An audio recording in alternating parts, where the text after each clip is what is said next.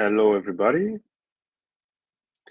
I think maybe we're just going to wait maybe a minute or two to see if Carlos is going to join.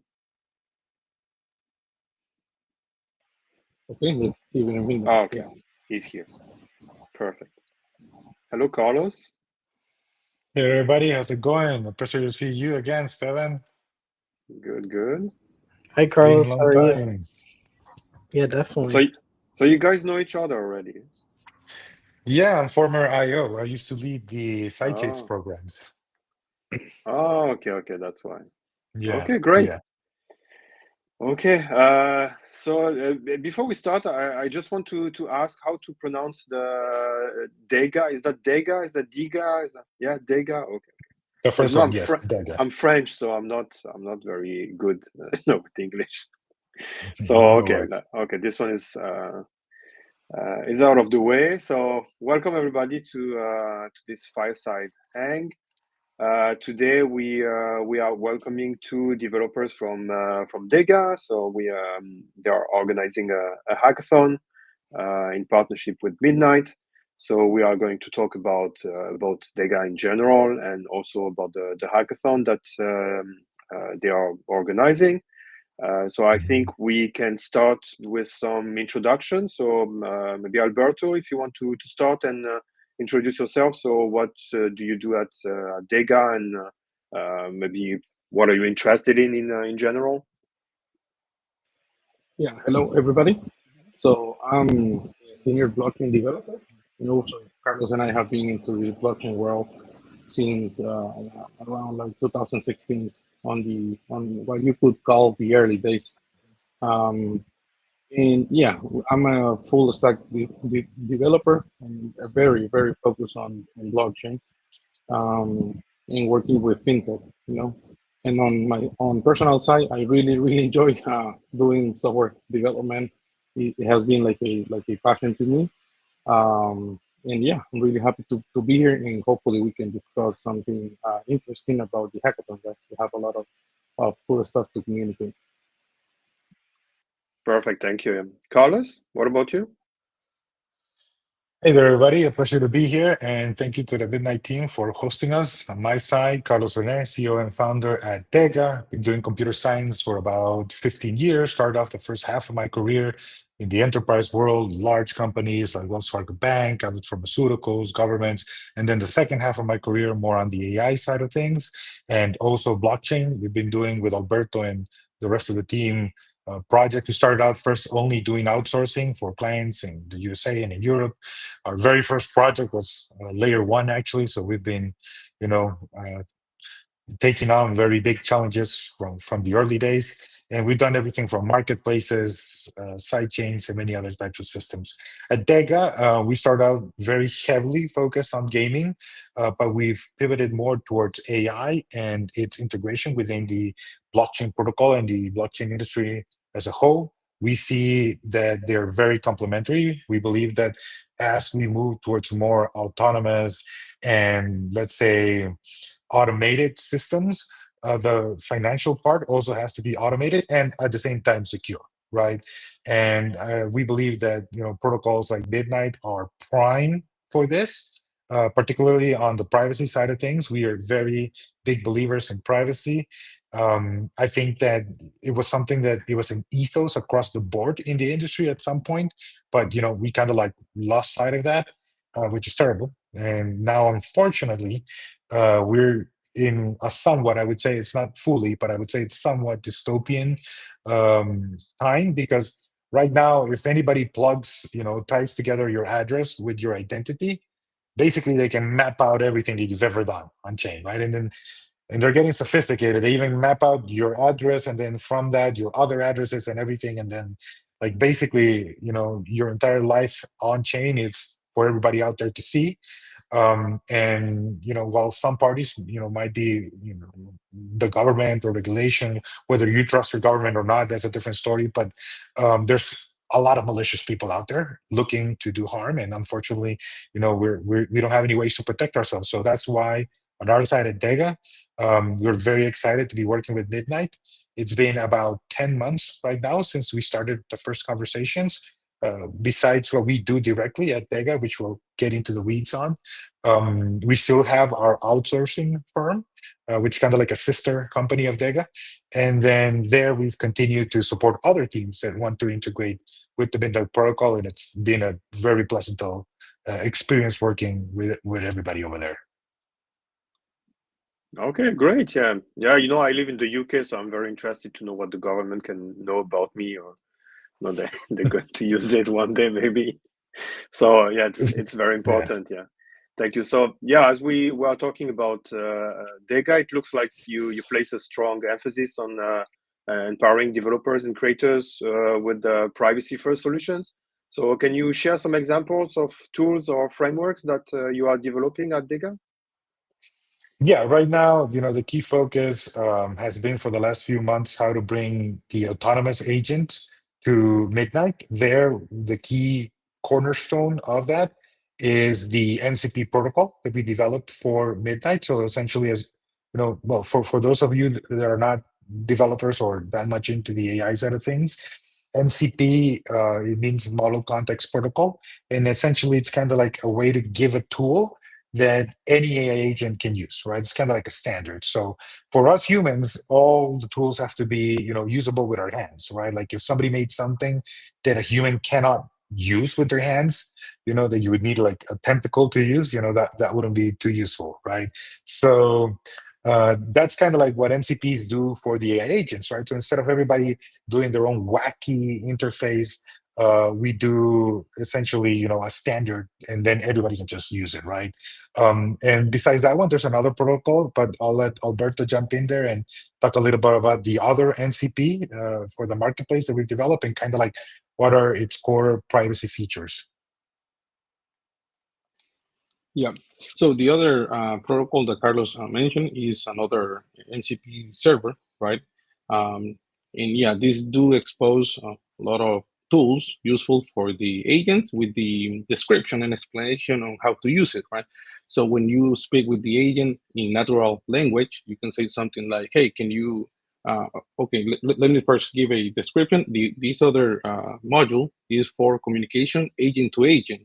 So agents can provide services and other agents can consume services. That includes payments.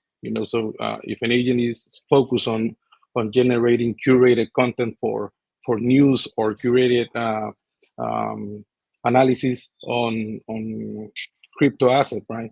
So first agent is providing the service, and the second agent can consume the service to then do something else, right? So in this agent-to-agent communication, we are doing zero knowledge trust for the communication, and basically when an agent offers a service, they can post, and it can be public or private, right? So depending, it might be something that doesn't require a payment, that can be like a public service. But if you require payment, you can do a private service, and that is all encrypted with zero knowledge. And there's a communication peer-to-peer in between agents, and so they share their identifiers. And we're using a registry contract also on the Midnight blockchain. That way, so on the blockchain side, I'm declaring this is my email address, right? I am the X agent, and this is my email address.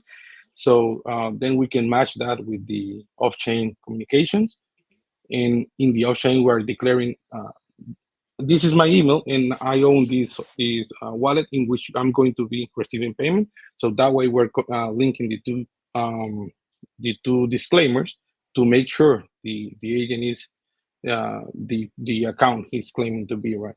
And from there, we also have like an auditor option inside. So all communications in between the two agents are also encrypted for a third party, which is an auditor, and that is only to be disclosed in case of compliance.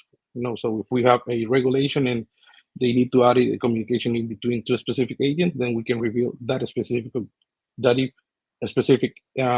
communication without revealing the rest of the communication in between other agents. So exactly. Yeah, it does allow for a pretty vast and big options to do a lot of communications in between agents, offer services, charge for them, and yeah, from there it can grow as much as the community decides. And it's important to note that everything that we've built out is open source, so people can and we encourage them to reach out to build on top of that. So our key, let's say, objective with this is to enable easier development of AI systems on top of the Midnight Protocol. Okay, that sounds very interesting. Is that a work in progress, or is it already a working solution? You have something working at the moment? It's a working solution already, Okay. and right now, actually, it's a good moment to kind of like mention the hackathon. So we're actually doing a workshop later today, in which Alberto will showcase the MCP for Midnight operating with an AI agent framework. In this case, we're using Eliza OS, but again, it can work with anything. In case some people tell me, "Oh, I'm using this other framework," and it doesn't matter, guys. You can use whatever you want. But we're going to showcase it with Eliza OS, and Alberto's going to use it from a Discord chat. So essentially from Discord, operate with an agent, and then the agent uses the Midnight MCP underneath. And we're going to use just that one right now. The other one that does the other more complicated off-chain privacy handshake protocol, we won't do on the workshop just because it's a little bit more technical and requires more in-depth time. But it's good for people to know that it's out there. And if anybody wants to work on top of that one, we're happy to help them get started. Okay, wonderful. Well, talking about the hackathon, can you walk us through the inspiration behind the hackathon, and what kind of challenges are you hoping to address with this event? Yes, happy to do so. So, something that I always see that we lack many times on engineering teams, and myself, I'm an engineer, is that, we fall in love with all the technical parts. We like to build out the components, and then we completely miss the mark in terms of like validating that with the market and also bringing in new people to work with our stuff, right? Because as we know, that's where the real value is, right? When multiple people start building on top of a system. So we wanted to create this hackathon to one, put this out there and see what developers tell us. Is it is it very easy to use? Is it too hard? Are there missing features that these systems need? And then besides that, also, get it out there and hopefully other people start building on top of it and creating more value for the Midnight ecosystem. Okay, great. You also mentioned that so there's going to be a workshop today. I think there's another one tomorrow, right? So there's three workshops today, okay. tomorrow, and Friday. Yes, and they're all going to be recorded. If you jump in live, that's great because you can ask questions. So Alberto will be there. He'll have you. I think it's like 40 minutes up for questions. So you can ask to your heart's content. But if you do miss it, we will record it. Okay. Yeah, perfect. So could you give us more details about what the developers can expect to learn during these workshops? Sure. Yeah. So we have a set of 3 workshops that's going from today, tomorrow, and Friday.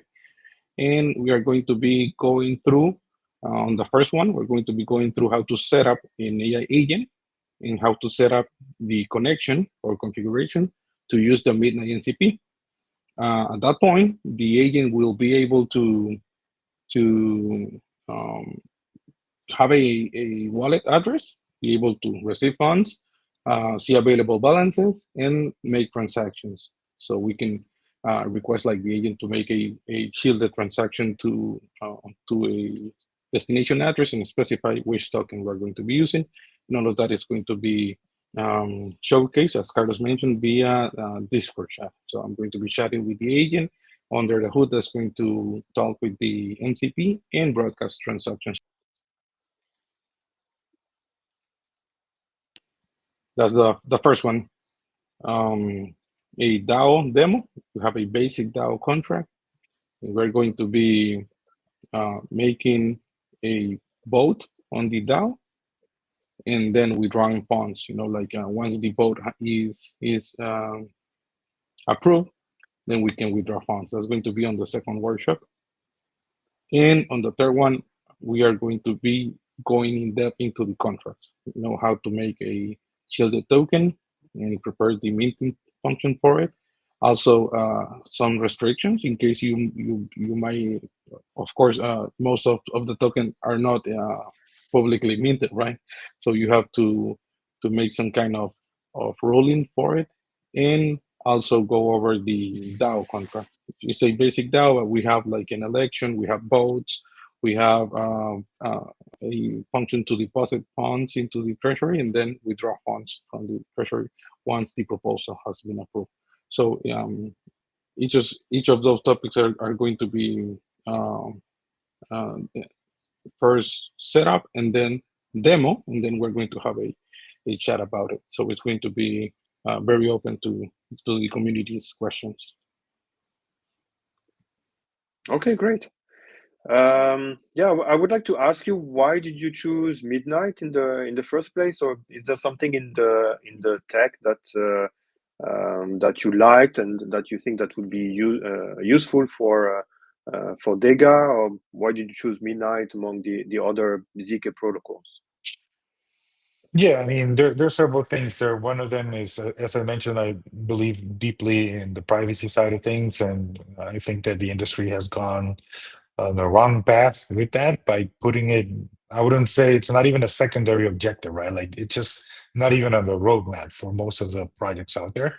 So that is very, very important in my opinion. And right now, also as everybody has noticed, there's kind of like a rise in the stablecoin side of things. And of course, Midnight has some partners and is interested in growing that side of thing. So on our side, we'd be just really excited to be able to make that a reality, to help provide applications and tooling so that a lot of stablecoin traffic goes through Midnight. I would think that that would be ideal because, again, due to the privacy aspect of it. And then besides that, I would just say it's one of the most professional teams that I've ever had the pleasure of working with. It's something characteristic, it being a spin-off that came from the Cardano ecosystem and IO, which is also a very professional team.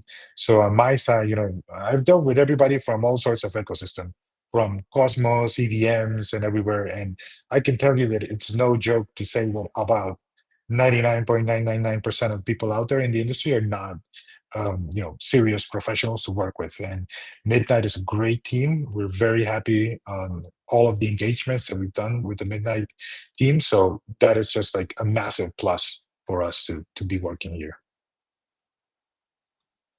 Okay, great. Yeah, thank you.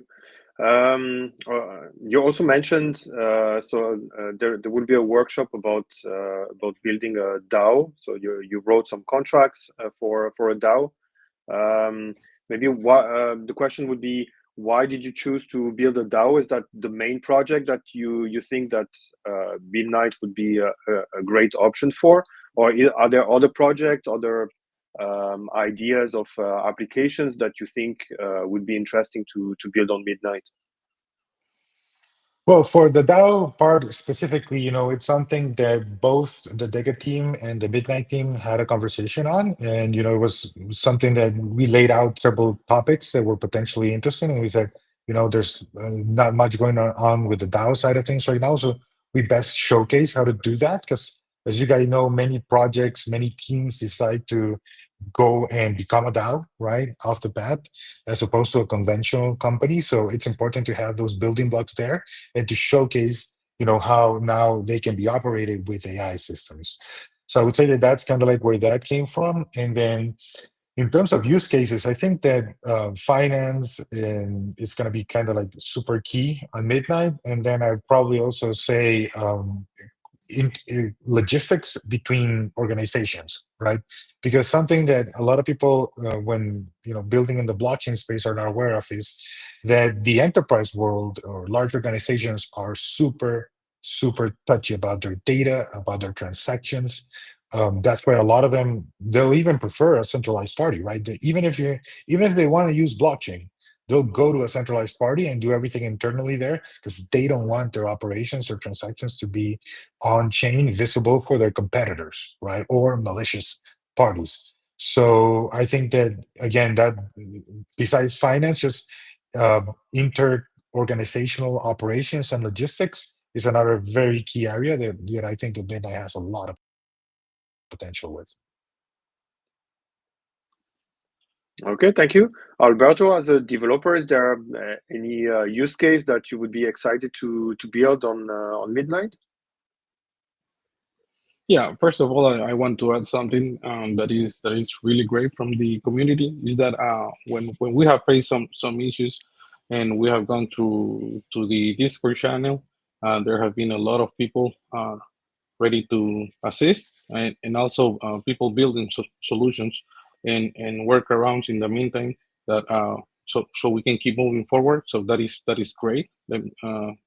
I have chatted with many devs and over various uh, working hours, and there's always someone available there to assist. So that is great. And in regards of the contract, so the first thing is you have to keep in mind privacy when designing the contract. But that only empowers how much you can really do with it. You know, for example, in the DAO contract we have the we have a compromise in between public accessible data and some other that is hidden data, right? So we have the the tally votes are public, so you can see the votes as they go, but you cannot tie who voted for approval or denial of the proposal, right? And also, for example, the funding, you can see how much is in the treasury balance, but you cannot see where it goes when it is withdrawn. So definitely, there's a lot you can build in terms of privacy. Not to mention these days, data is super relevant, and we are being every big company is trying to get your data. So definitely we can build a lot of stuff in Midnight. And so that is presenting proof that is you, but it's obfuscating the data, and it never leaves. It never leaves your privacy and goes on chain. That is something very important too, because we're only proof and hash on chain. It's not like they need to crack it. It's that it doesn't exist on chain. So that is very powerful. There's not Alberto, even you're like breaking up a little bit, or is it me, guys? Yeah, it cuts a little bit, but my apologies. So yeah, basically, just to wrap it up, is that the data is not on chain, so it's very safe, you know, and it's not a matter of being cracked, but the data is not on chain, so you're 100% secure that you're just presenting proof and commitments of your data, and that is very powerful in terms of privacy. yeah, it's totally right. Thank you very much. So maybe as a last question, I would like to ask you what excites you most about the intersection of AI, privacy, and Web3 in general, and also looking ahead. How do you see Dega and Midnight's collaboration evolving in the future? So yeah, for us, kind of like the key objective will be to be able to build and provide as many tools as possible so that we facilitate other teams being able to come and rapidly bootstrap their development on Midnight, be it general, web app development or particularly AI, right, as well. Because right now, as everybody knows, and it's something that's no secret, almost everything is being refurbished around the notion that AI exists, right? So if you were going to do, I don't know, a web application builder, now you got to do it with AI, right? Because it is not just because of the hype, it's because of the capabilities that it has. And if you come out with something that's inferior to that, you'll just get blown away, right? And it'll be a very big shift across multiple industries. This isn't something I would say it's Midnight specific or it's even blockchain specific. It's just across the entire industry of all the industries around the world are going to have to reshift themselves and reorganize themselves around these new technologies. So We want to be able to provide as many tooling as possible so that we facilitate developers coming in and making their vision come true. Great, Alberto. Would you like to add something? Yeah, on a similar matter, I'm with Carlos. We are just building a lot of AI, and we're now building entities for midnight.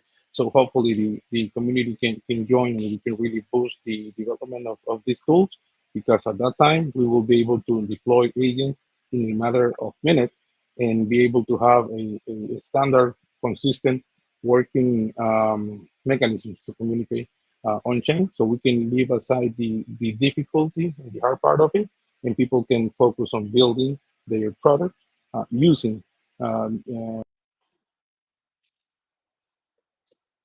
we have provided and on the. Okay, perfect. Yeah, thank you very much. I see that we don't have questions in the chat.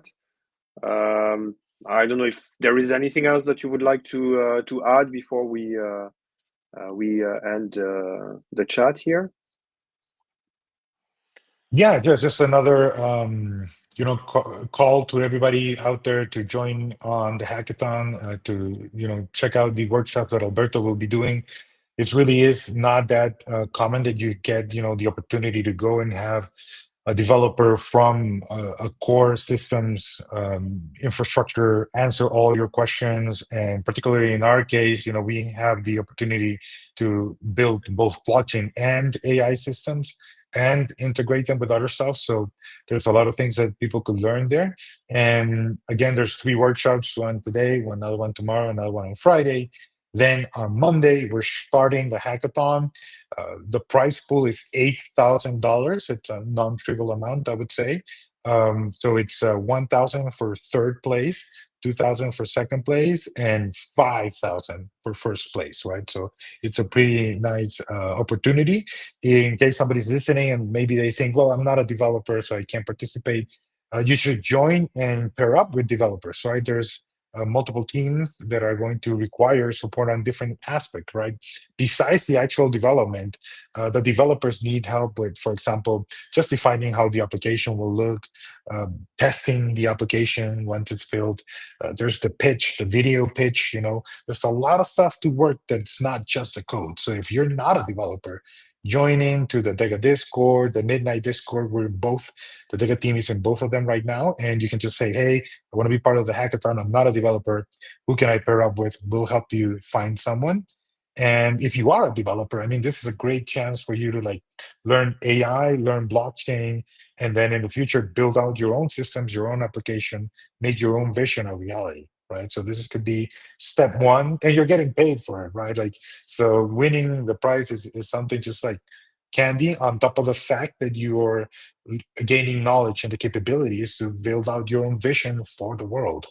And something that I like to bring to everybody's attention is that most things that happen around the world, we, the average people, a normal person that's not, a president, a politician, or a billionaire, we get almost no say in it, in the sense that, what can we do in the banking industry or in the banking sector? Almost nothing, right? There's nothing you can do. You can't go in there and say, oh, improve the banks. No, nobody will pay attention to whatever you have to say. You can't go in there and even, in other aspects like infrastructure, like roads and so on. There's so many things that we get 0% say in. This is not one of them. You can actually go into AI, you can go into blockchain and make a difference, right? Prove that your ideas, your innovation, and your capabilities, can have a positive impact in the world. So, what are you waiting for? Let's get rolling. Amazing. Thank you very much, Carlos and Alberto. So I think everybody saw the the QR codes, to join the Discord and to have more details about the hackathon. So we'll keep a look on that. And so now we are going to continue with Steve, and we're going to check the community board, see what's new in there, and triage it, and and have a look of what we can make happen. Hello. Do you want to share it?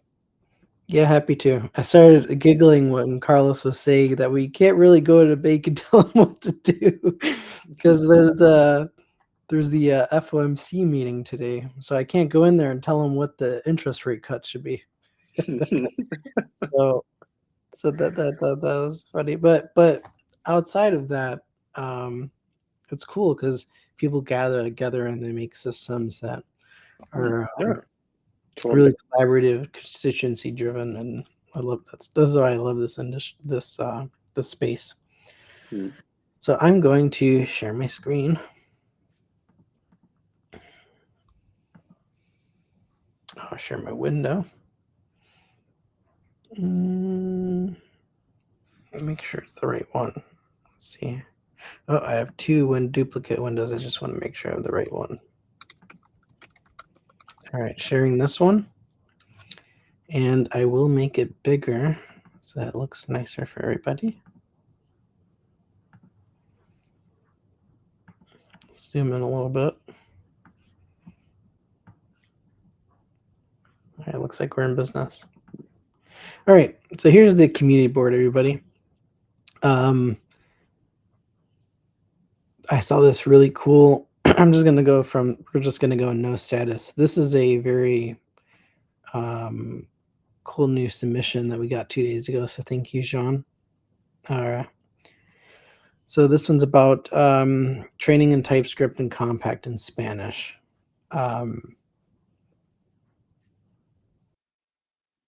So that's pretty good.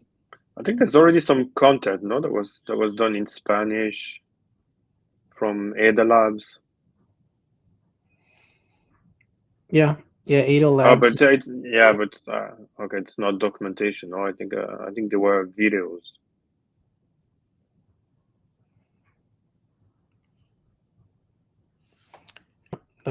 So blah blah. Thing is too, I don't think the documentation has internationalization yet either. No, I don't think so. Which is cool because there's this one called, because I was looking at this issue just before the call. There's this cool tool called Crowdin. It's referenced in DocuSource because those of you who don't know, the documentation's open source, and I know DocuSource features Crowdin as an integration, but it allows people to go into Crowdin, and if your project's integrated with it, then people can go in and basically start creating translations. There's like translation extensions, but are they always that accurate? I'm not sure. So I thought this was cool. I'm going to put this in because training in TypeScript and Compact in Spanish is, I'm going to put this in discussion.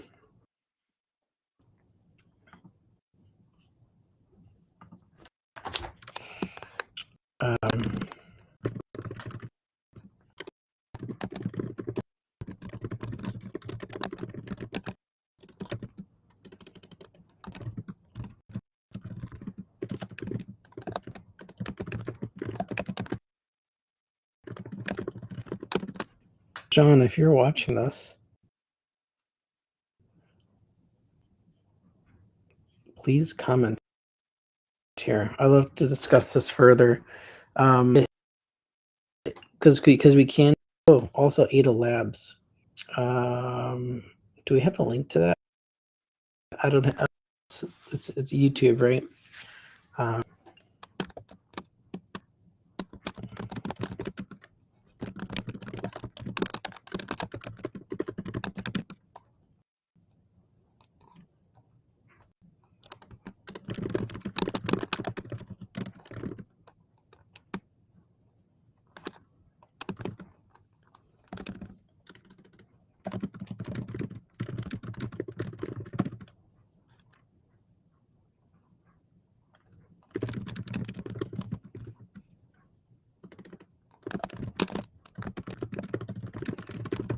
Yeah, because you know what? internationalization support would have really helped with the Buenos Aires hackathon too.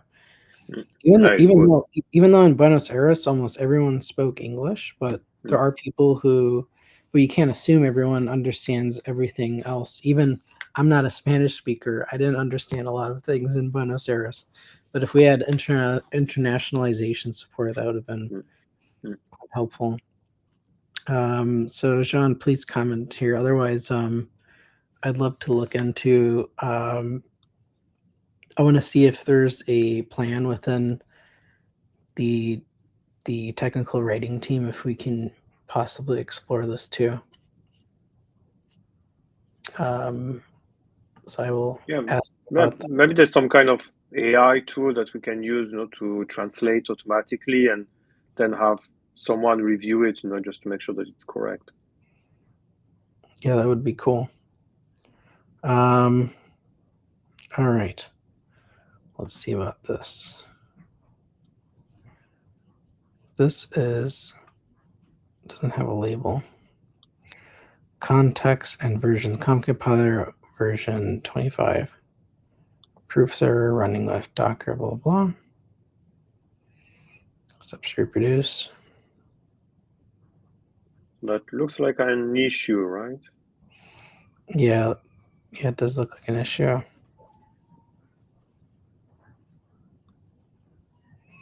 Proof server bad requests.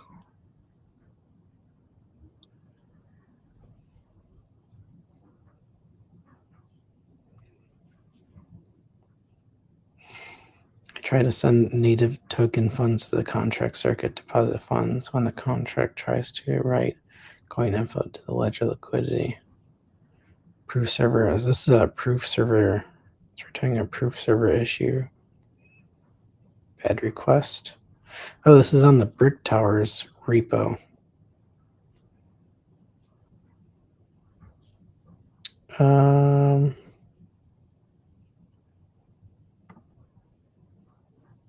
I think I see that Jay claimed the ticket. Yeah. Okay. He may be already working on it. Yeah, maybe.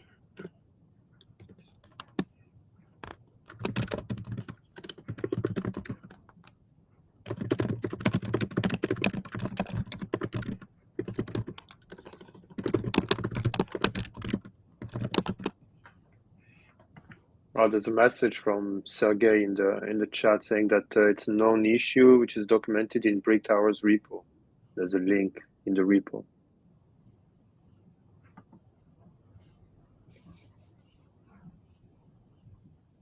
Yeah, actually, the version of the server is fixing the issue.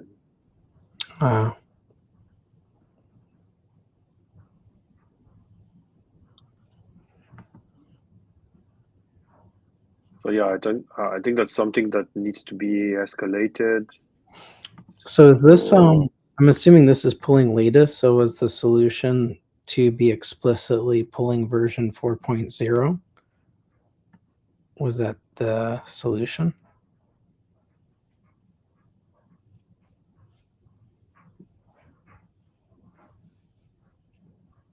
Yeah, I think there's a problem with the proof server. Oh, I remember. Yeah, I think I've heard it. Yeah, I remember hearing about this the other day or so. Some annoying bug with this.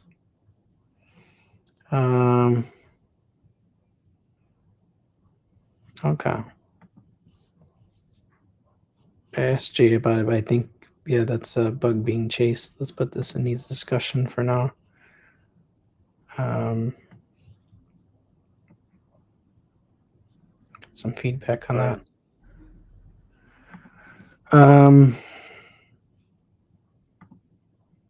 Let's delete this. This is a test one. Let's delete this from the project.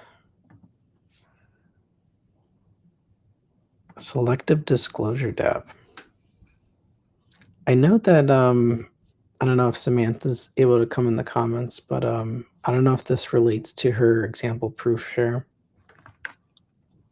This is public already.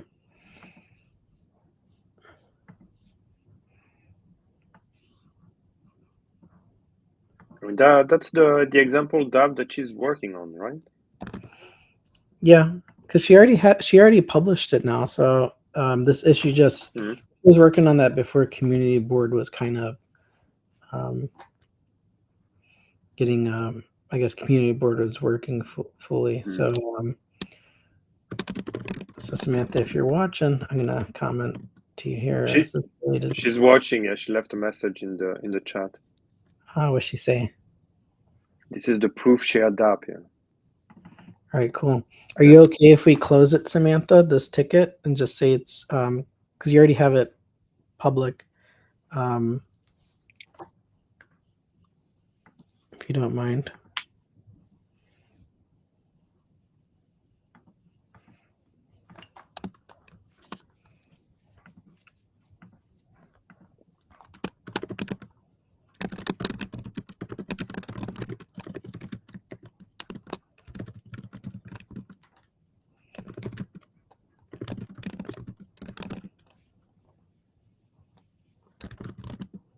Oh, she replied that she said that feel free to close it, so you can close it.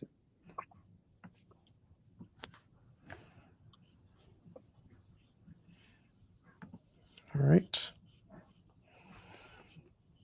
Style guide not found. This is from the old documentation. So we can close it too. Huh? It might be a broken bug link. Let's see. Contributing. So, I don't even know if that's a page anymore. Contribute style guide. Okay, so style guide is working.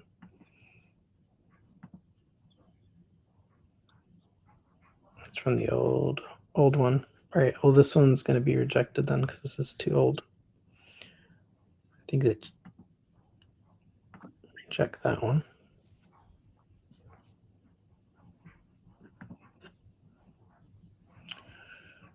All right. Minor dark theme improvements. All right. This is also like. It's also a archive. Yeah, this one's done. So. Oh yeah.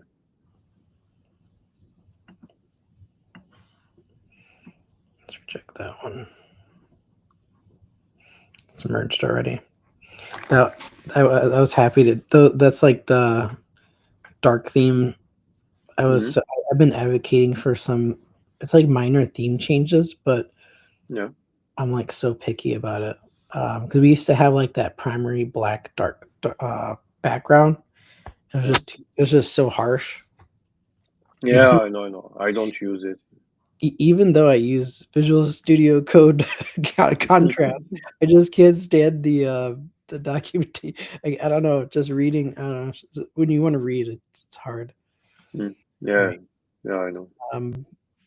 Let's see here too. We got NFT ledger how to.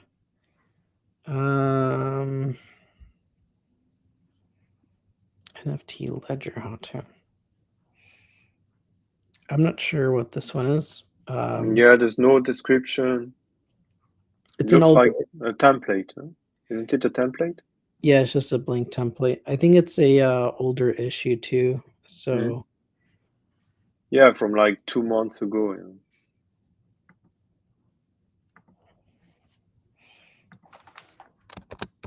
So what about the lending platform? Oh, that's one that I opened. Oh yeah, there were ideas, that we were brainstorming.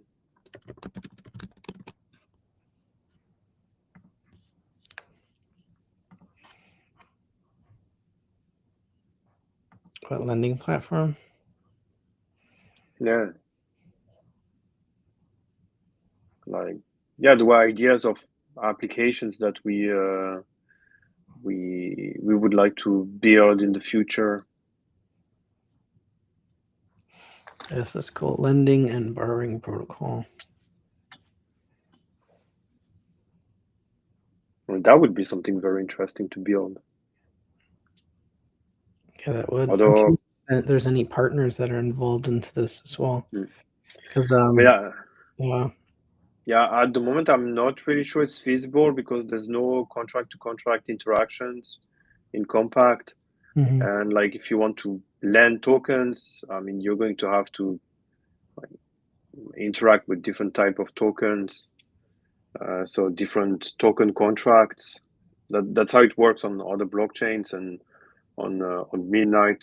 As long as we don't have contract-to-contract interactions, I don't think a lending platform is going to be something we can build. It's still a good showcasing, like DApp showcase idea. So I feel like it shouldn't be rejected. But I don't know if maybe we should have a column here like save for later or something. Yeah, maybe. Yeah. All right, I'm gonna keep it in no status just to think about that.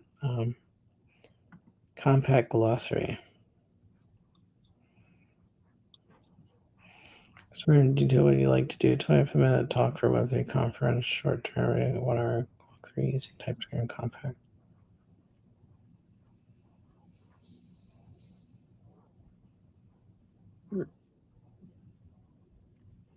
Maybe that's something that needs more discussion. Like we could talk about like how it would look like, how we would use it. Because there's a lot of features in compact, but they're not always all demonstrated. Or even I know the compiler team has asked like, hey, XYZ type or feature I don't see use. How are people using it? And it's like, I don't know if people are using it at all, but maybe we should go through the glossary and just like, even if something, I don't know, just forcibly use everything, or in different ways. So I'm gonna put that Samantha's on the call already. So, but this is an interesting idea, Samantha. I don't know if we can make it a little bit more specific, but or if we have an understanding of it, because there is the compact reference. Yeah, but I think it's very technical. I think the idea in this ticket is to have something that we can use for a talk when we have to introduce compact. The reference, the one that's in the documentation is it's too technical to be used in a talk or in a public context. Oh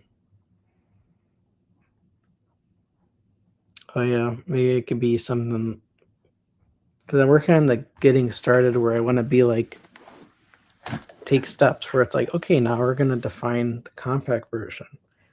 All right, now we're going to use define ledger or module, and this is the information that's going to be public. And through I guess through that tutorial, you're kind of defining everything that's in compact. But I'm sure maybe it just needs to be more specific. But I think it's put in discussion. Contract deposits and withdrawals with a native token. Ooh. A contract to receive transfers in the forms of deposits and native tokens. The contract exposes a circuit to withdraw, deposit a native token from a DApp, which can make use of a wallet SDK. Is this also blocked from the contract to contract interactions? I don't think so. So actually, I started working on that idea when I started working on the DEX, and then I pivoted to using the Open Zeppelin contracts. But yeah, that's also something that we could showcase with an example DApp.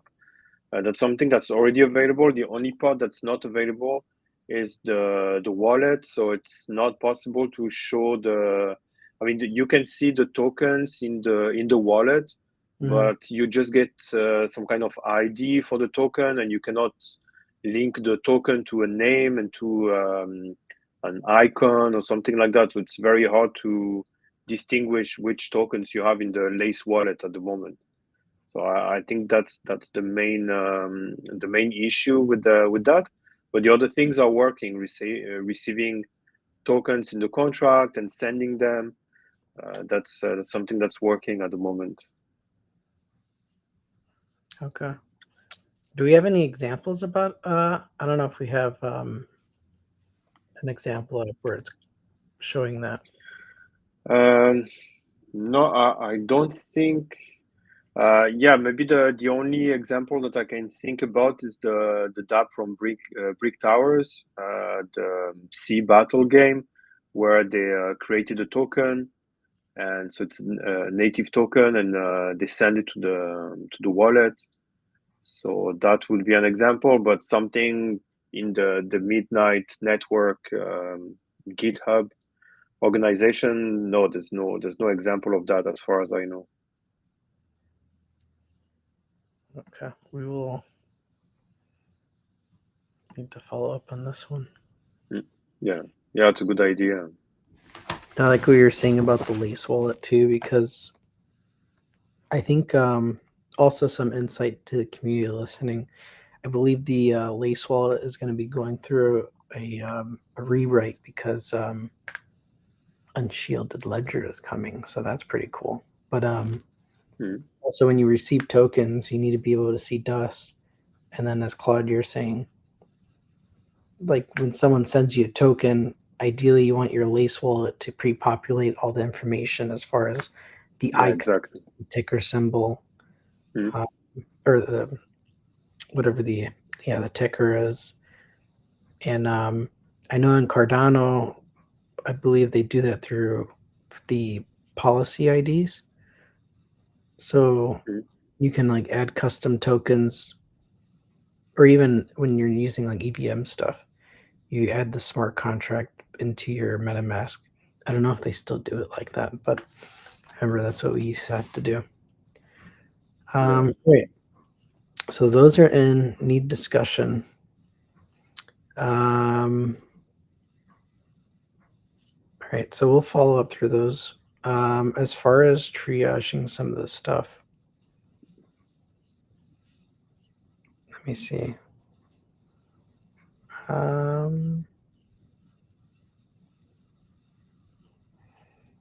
Midnight dApp architecture infographic. I don't know if any of these are ready to be triaged because they need more discussion on them. There's the Midnight dApp architecture image. Oh yeah. I think we have one, but I'm not a big fan of it. Let me see where it is.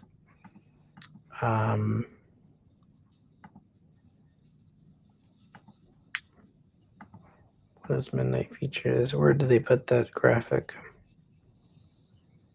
It's somewhere in here.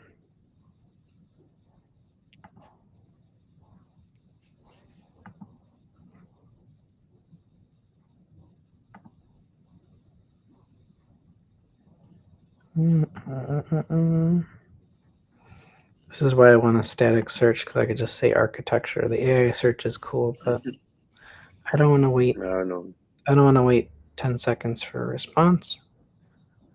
All right. But yeah, we have a popular one that has been around. I personally love to have one written in Markdown or something, so I am going to triage this one. So I'm going to delabel it triage, because this has been triaged before the automation came in. And let's triage it and make sure it goes in the grab and go board.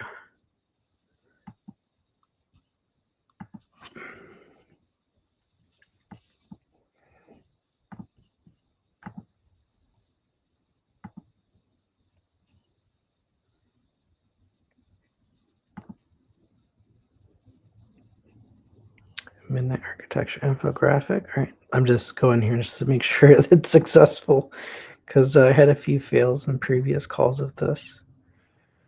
All right, so that's triage. It's not assigned. If someone wants to take this on, feel free to. Otherwise, I don't mind taking it on later either.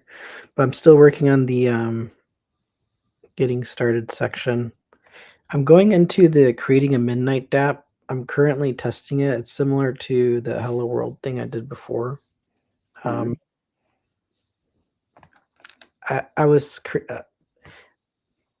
because we have Midnight JS. I'm curious, or I'm looking for feedback if we tell people to create a new project, like they can create they could create a folder, then go in the folder and create your compact contract and compile it. But does it make more sense to have them initialize a new application as, like, let's say a completely blank npm project, then create Hello World, compile, and then later on add Midnight JS node modules? I don't know if you have any thoughts about that. No, not really. Yeah, I think it should work. I'm gonna check comments. Let me see comments. If anyone listening has comments about that, I'd love to know, or even comment in the issue itself.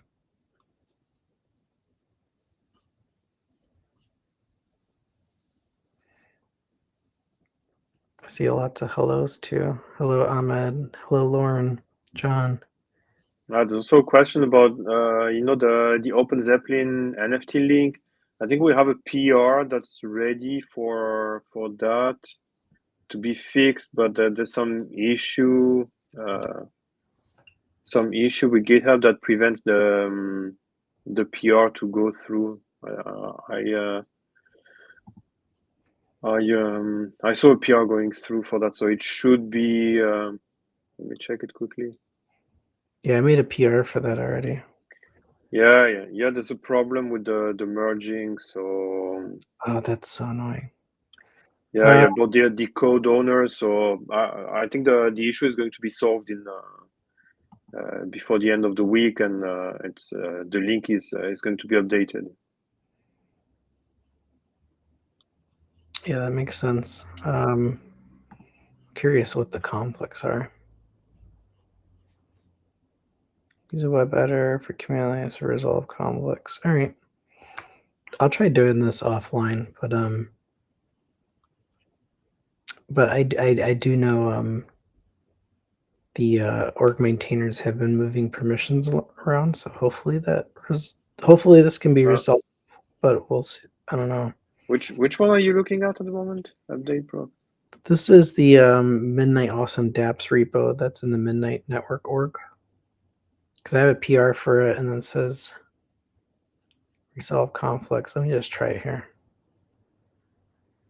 Because I have another PR with the same problem, number 23.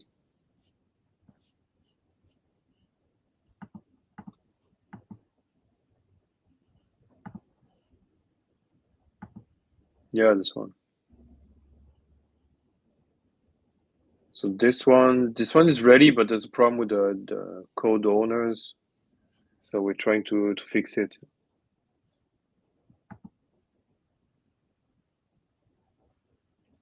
Oh, that's the same. That's the same PR. Code owner review.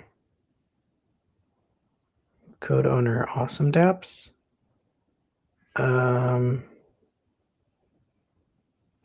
Let me see if I'm able to unlock it.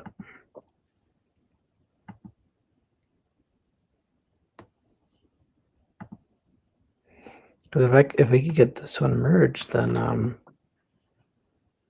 No, that you won't be able to have it merged. There's a problem with the code owners. So no one in the team can merge those PRs. We've been discussing it today with the SRE team, and that stinks. It's not gonna work. All right, I'm just gonna do I'm gonna do just a YOLO approval anyways. I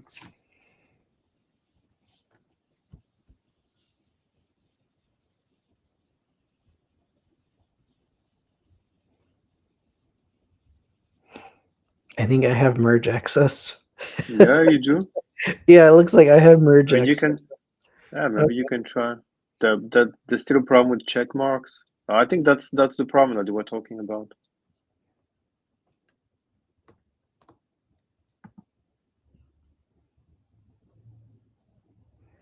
A token? That's stupid. I mean, if you can merge it, yeah, you can try it. Let's go. So I can close the one that I have. Yeah, that's fixed. That's open. And then that means that. Wait, so what number was that? 20?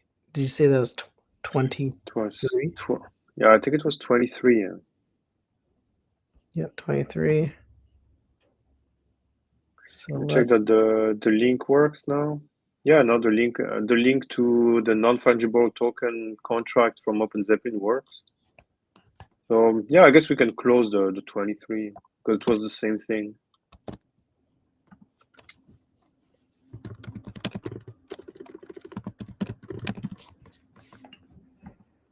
all right.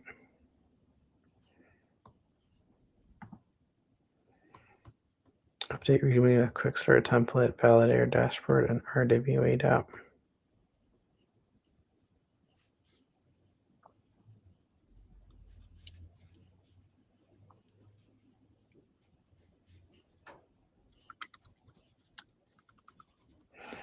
There's a lot of reading material here. This is in July too. Let me see.